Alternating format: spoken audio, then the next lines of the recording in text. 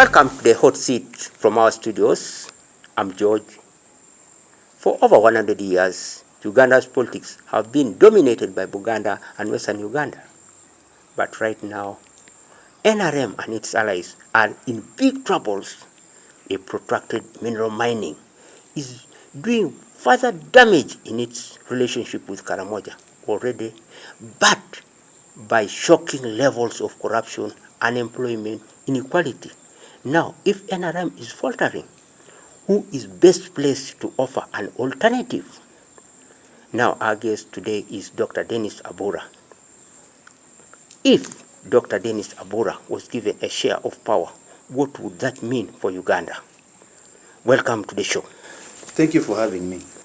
In July 2024, you threatened to lead a march from Abim to Kampala. You tried in the midst of economic crisis that the country is going through. Was that responsible? Yes, it is. That is the most responsible thing to do. So you wanted me to fold my hands and just watch from a side? You wanted me not to do anything about it, really?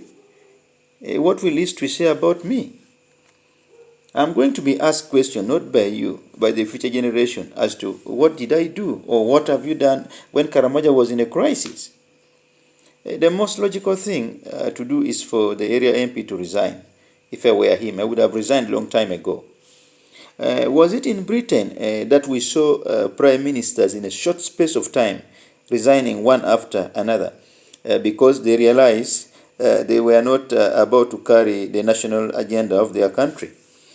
Yeah, the MP is not carrying our constituency agenda. We need someone like me who can carry not only our constituency agenda, but the regional agenda of Karamoja at large. On what party ticket are you running on? NRM, NUP, or UPC? No. We need a new philosophy now. I can't join a stagnant party. A movement without progress is not sustainable. I cannot, join such a party. We need a new philosophy now, a new approach to, the current political condition in our country. Yeah, and I guess the uninspiring speeches and repetition of words by some of its members are somehow reflective of the organization itself. A post-4-decade organization. We are talking about a post-40 years organization, which has got signs of people who are above the age of 90. It's not sustainable. This is a party that has the majority of which are people who cannot adjust to the new living condition. And it's not a party that I find my suitable home for me to suit in. They have started resorting into musicians. Now they are used as a mobile audience for the NRM leadership to appear like they have attracted numbers when they don't have numbers. I think they should professionalize the use of musicians if they want it to look big. When you look at from how they speak, the level of confidence in these musicians, they are very, very assertive. You realize there isn't been enough work done to inspire them and to empower them properly. And this is why they look so desperate, So we need to train them in how to engage and talk to voters. They don't have the necessary skills on how to speak to our voters. Just look at the latest development. Is it called Eddie Kenzo? So we are actually dealing with the musicians whose energy dependence is drugs. So they are hired wrongly, in my opinion. So NRM needs to professionalize the section, that section of dealing with musicians. Not just hiring fellows who are going to increase the level of depression in our country. That's what is worrying me. That is a very powerful rhetoric. But the truth is, in July 2024, according to the news network, your planned protest failed, and it was quite a humiliation for you. From where we are seated, it was successful. So if you are going to listen to a desktop analysis, possibly a tribalistic analysis, of wanting to undermine the narrative of the success of our protest, then that is your own baby to nest. What is your vision for Karamoja's future? Will it come through the ballot, or should it come through what you call the revolution? It will come through the ballot box. A ballot box that produces a revolutionary leader like me will unleash the revolution. And the revolution, when it is unleashed through democratically elected leadership, is then when I will change the system where I will radically defeat capitalism and then I will introduce a socialist state.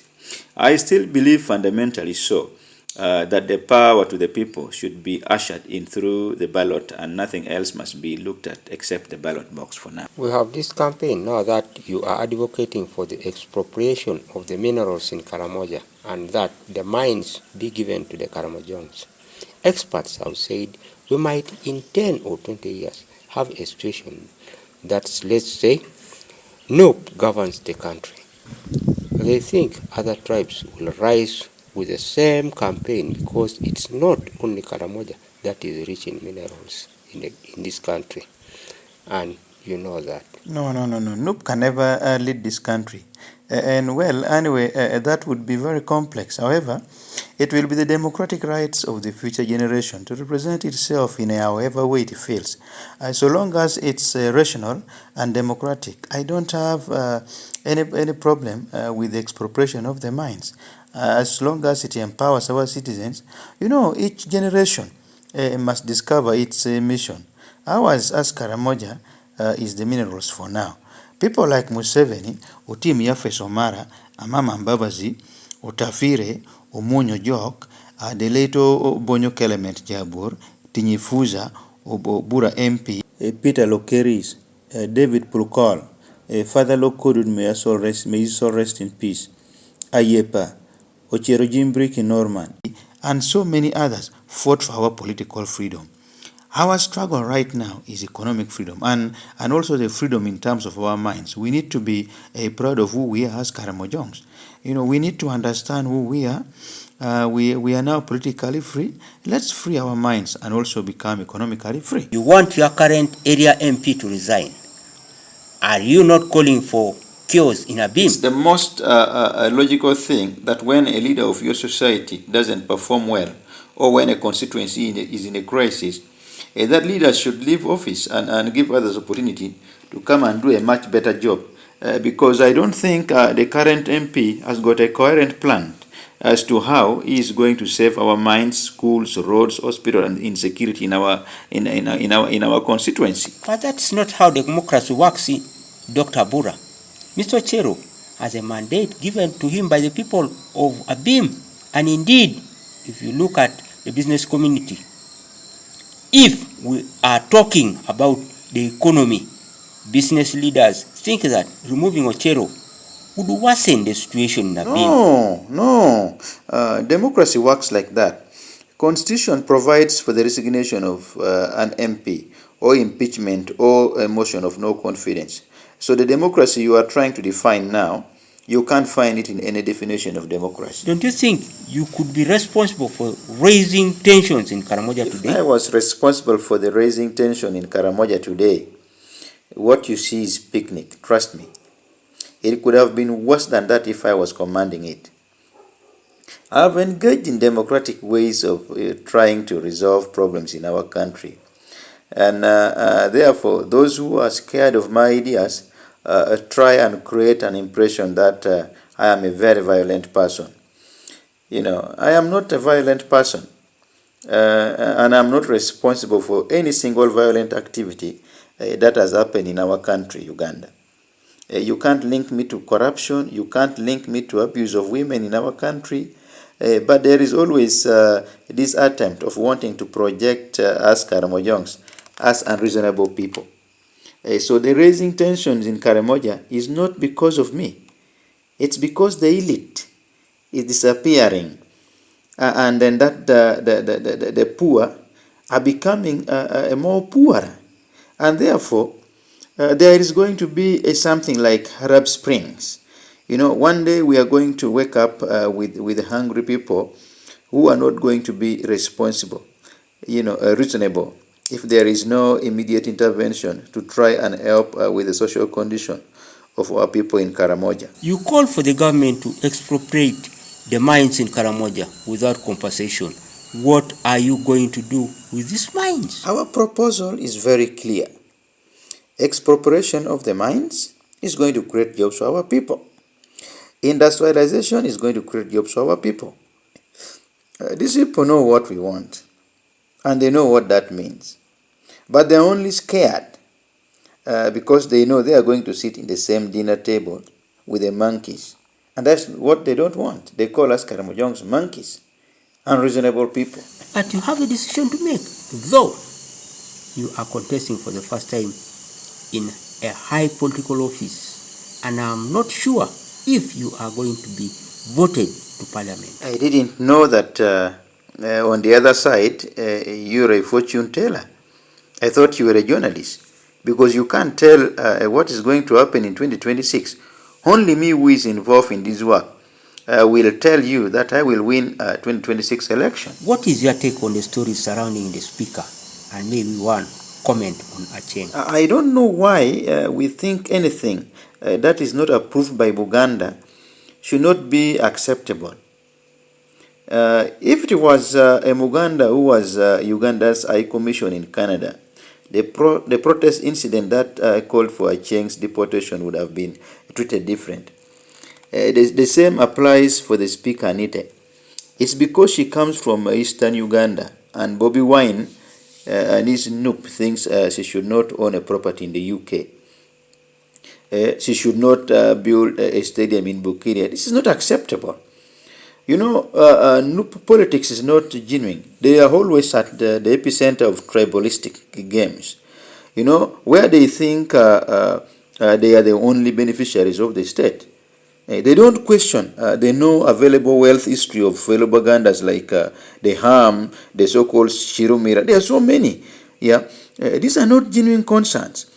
You know, the artificial concerns by Chagulanyi of his self-imposed supervision to other minority tribes that are not of his tribe. And we should not allow that. You know, if you listen to their concerns, especially from the NUP, they are not genuine, you know, with their calls, and we cannot entertain such attitude. How does NUP come? I'm looking at the way they are dealing with the Honorable Speaker Nite. A lot of young women watch Parliament.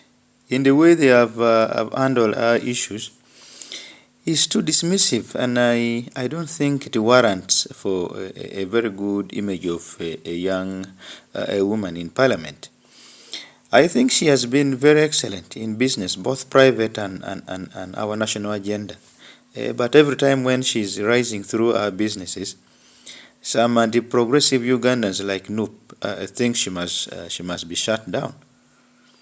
You know, in that way, I am saying this in kind that Noop should not distract Anite. You know, Ugandans still have confidence in Anite. I'm just warning that it has not been coming out very well from Noop, really. She has been dismissed over and over again, which is not good, really. She must be allowed to participate in business, just like any other woman in business. In that way, she inspires many of our women into business. Agriculture. Dr. Abura, let's talk about this. Why are Karamojongs not farming with a huge redundant land in Karamoja? Oh, we try. There are a few successful Karamojong farmers, as far as I know. We could be doing better than that if we had support from financial institutions. But unfortunately, their policies and the Land Act of Uganda only allows funding farmers with security, which we don't have as Karamojongs. We are like that because the government does not want to build a public sector banking institution in this country and also promote cooperative banking. We don't have to depend on private banks to finance farming. Public sector cooperatives and public sector banking is the way to go. Let's say Muhoozi decides to contest the NRM. Who would you vote for? No, I think I would prefer Muhoozi. We would prefer Muhoozi to these other lumpens, the noisemakers who do not even carry the umbrella of our country. You know, some of you would want to subject Muhoozi as a very unreasonable person, but that is not true. He is a very reasonable person. I have not met him personally, but I meet a lot with people who have met him. And they say he's not this kind of a person that is negatively branded by media as a rude, a difficult person to deal with. I mean, by the time you hear this kind of conclusions from people, It gives us a green light that he can be a great leader in the future. So the idea that Muhoozi cannot be a good leader, cannot lead this country is not true. I mean, obviously, Muhoozi, you should not expect Muhoozi to speak like Mao when he's addressing the masses of our people. Muhoozi is not did not do a diplomatic study. Does not have that background as Norbert Mao. So he will definitely not speak like Norbert Mao when he's dealing with our people. What our people want is service delivery at the end of the day. Already history confirms that even before he's in office, he has done a lot for our people. So we need leaders like that. We need leaders like that. So I would prefer voting for Muhoozi. Why would I vote for him? Yet I'm also looking for votes. Tell me, why would I vote for him or vote for NRM, yet I'm also looking for votes? Perhaps you could be having a good reason why you think I should vote for NRM or vote for Muhoozi. You can't tell. I might also change my mind in the future. We still have 2 years down the road. I might change my mind and then also, aspire for presidency.